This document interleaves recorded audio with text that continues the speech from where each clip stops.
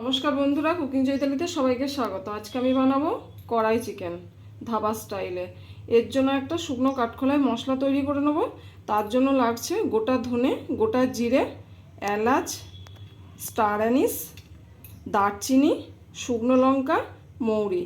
এগুলো আমি শুকনো কাঠখোলায় ভেজে নেব।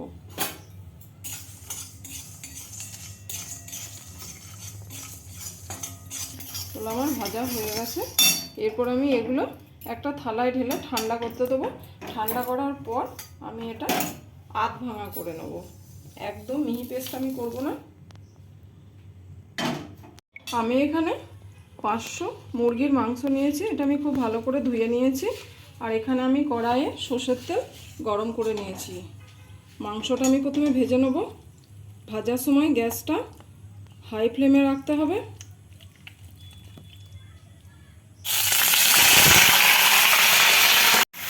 মাংসটা আমি ভেজে নেব।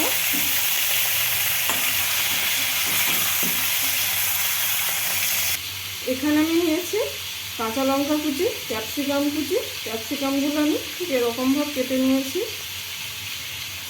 পেঁয়াজের আমি পাপড়িগুলো ছাড়িয়ে নিয়েছি। আর নিয়েছি আদা রসুন বাটা। আর নিয়েছি 3টে টমেটো। এখানে আমি টমেটোগুলো দিয়ে দেবো। এই মাংস রান্নাটাতে আমি কোনো জল ব্যবহার করব না, কারণ মাংস থেকে দেখুন অনেক জল বেরিয়ে গেছে। আর এই সবজিগুলো থেকেও জল বেরোবে। কাঁচা লঙ্কা কুচিটা দিয়ে দিলাম।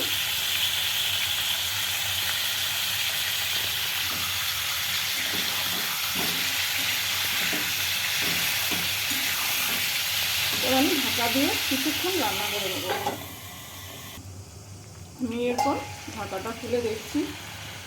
দেখুন কতটা জল বেরিয়েছে মাংস থেকে, টমেটো থেকে। টমেটোটা সেদ্ধ হয়ে গেছে। এরপর টমেটোর যে গায়ের ছালটা সেটা আমি তুলে দিচ্ছি। এতে করে টমেটোটা খুব সুন্দরভাবে গলে যাবে।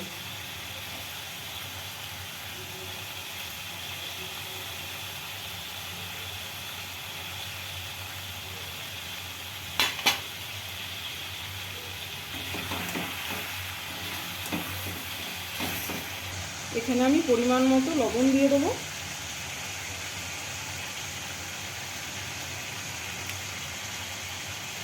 হলুদ,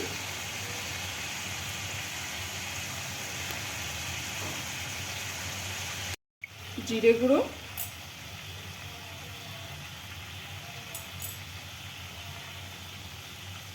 ধনে গুঁড়ো,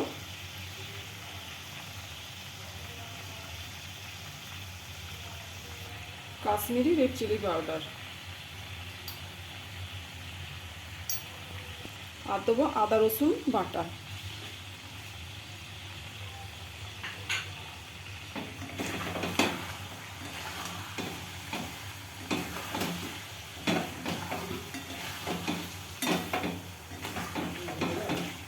আবার আমি ঢাকা দিয়ে রান্না করে নেব। আবার আমি ঢাকা খুলে একটু নাড়াচাড়া করে নেব। এখানে যে ক্যাপসিকাম কুচি আর পেঁয়াজ আছে এগুলো আমি দিয়ে দেবো।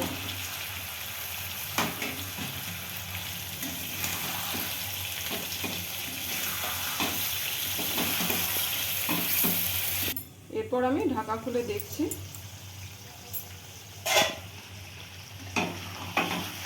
মাংসটা আমার পুরোপুরি রান্না করা হয়ে গেছে। মশলা থেকে তেলও ছেড়ে দিয়েছে। এখানে যে আমি ভাজা মশলাটা শুকনো কাঠখোলায় ভেজে রেখেছিলাম সেটা আমি আধ ভাঙা করে নিয়েছি ঠান্ডা করে। এটা আমি এর মধ্যে দিয়ে দেবো। এটা পুরোপুরি গুঁড়ো করা যাবে না, এটা মুখে দানা দানা ঠিকবে, ওটাই খেতে ভালো লাগবে।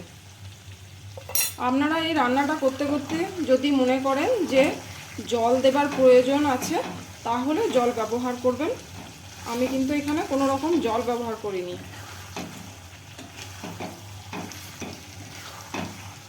আমার রান্নাটা পুরোপুরি হয়ে গেছে।